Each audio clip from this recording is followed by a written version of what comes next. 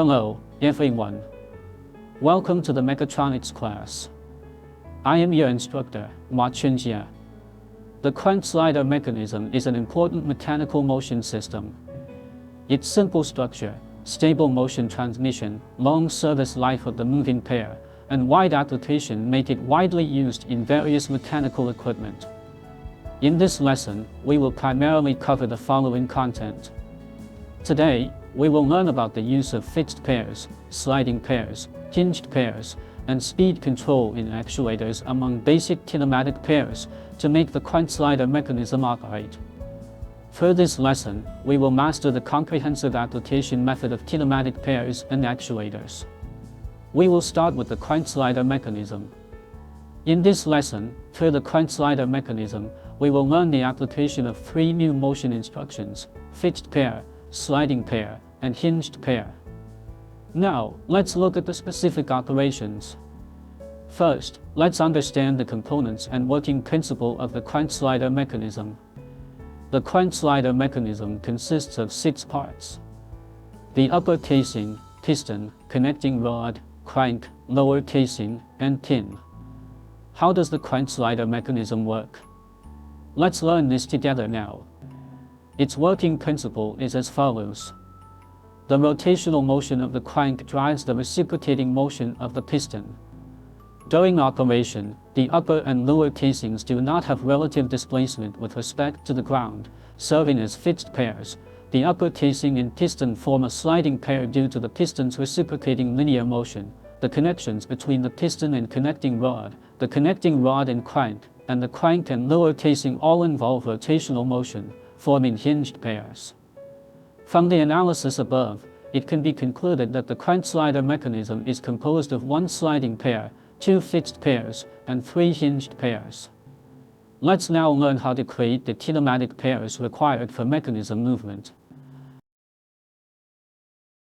We start by navigating to Home, Mechanics, Rigid Bodies to define all moving components such as the upper casing, lower casing, piston, connecting rod, and crank as rigid bodies.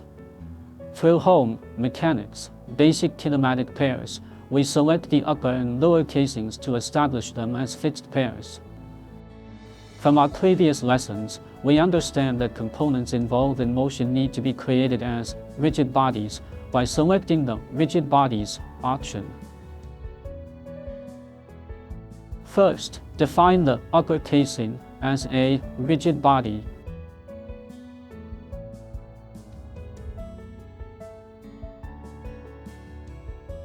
And confirm by selecting Apply. Then, choose the lower casing to be established as a rigid body.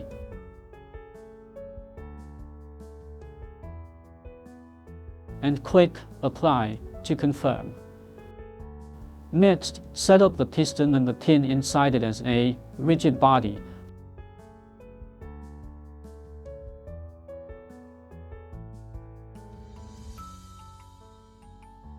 The connecting rod along with its bolts and nuts as a rigid body.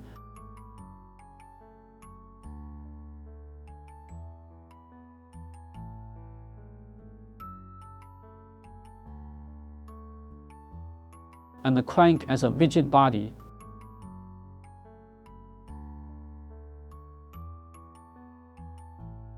Clicking Apply to confirm. After completing the creation of rigid bodies, we will now start creating the kinematic pairs between components. Select Basic Kinematic Pairs.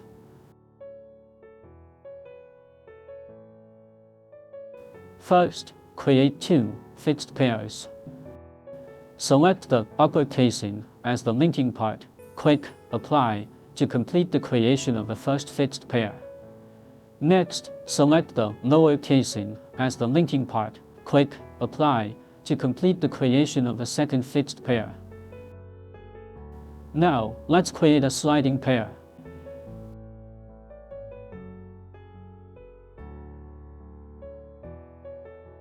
Select the piston as the linking part and the upper casing as the base part. Follow the prompts to select the object to automatically determine its vector. Here, we need to select the axial vector of the sliding pair between the piston and the casing.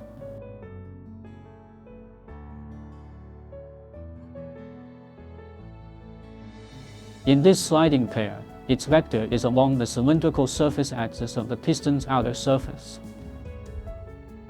Select the outer surface of the piston. At this point, its vector points upward. We can reverse it by selecting reverse to make its vector point downward. Then click Apply to complete the creation of the sliding pair. Next, we create 3 hinged pairs. First, create a hinged pair between the piston and the connecting rod. Here, select the piston as the linking part and the connecting rod as the base part. Then, select the axial vector for this hinge motion.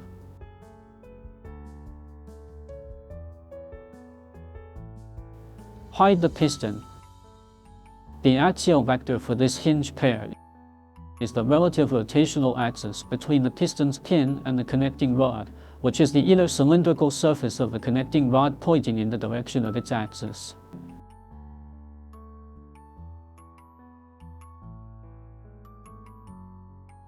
Click Apply to reveal the piston.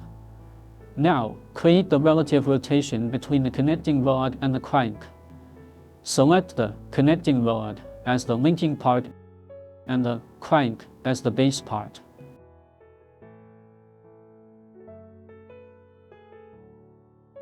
The axial vector between the connecting rod and the crank, which is the relative rotational axis between them,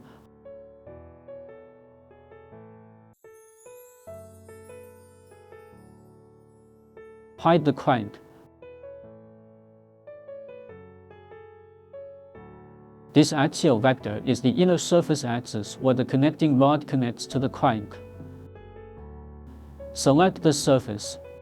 Click Apply to reveal the crank and create a hinged pair between the crank and the lower casing.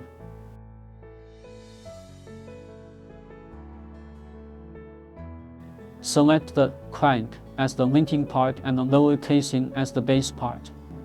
Specify the axial vector for this hinged pair.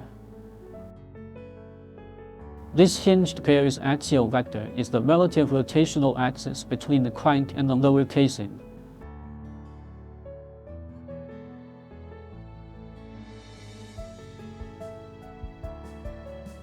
Select the outer cylindrical surface where the crank connects to the lower casing to obtain its axial vector.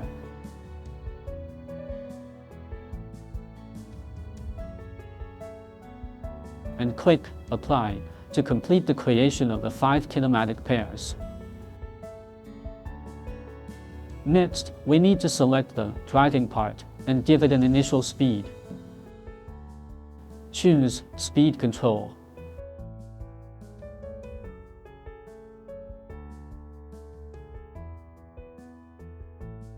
Here, we select the crank as the driving part and give it an initial speed of 360 degrees per second, and click Apply to complete the creation of the crank slider mechanism. Click to play the preview animation and observe the creation effect. We can set the speed of the motion simulation through the time scale.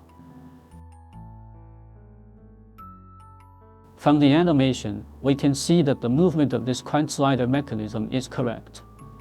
The creation of Case Study 3, the crank slider mechanism, is now complete.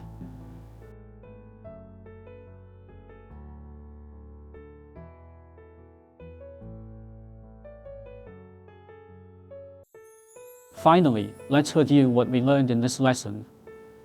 1. We analyzed the components of the crank slider mechanism and determined the types and quantities of kinematic pairs required for its movement. 2. We created the necessary motion units and kinematic pairs for the mechanism's operation. 3. We applied primary force to the original moving parts of the mechanism to drive its motion, completing the motion simulation.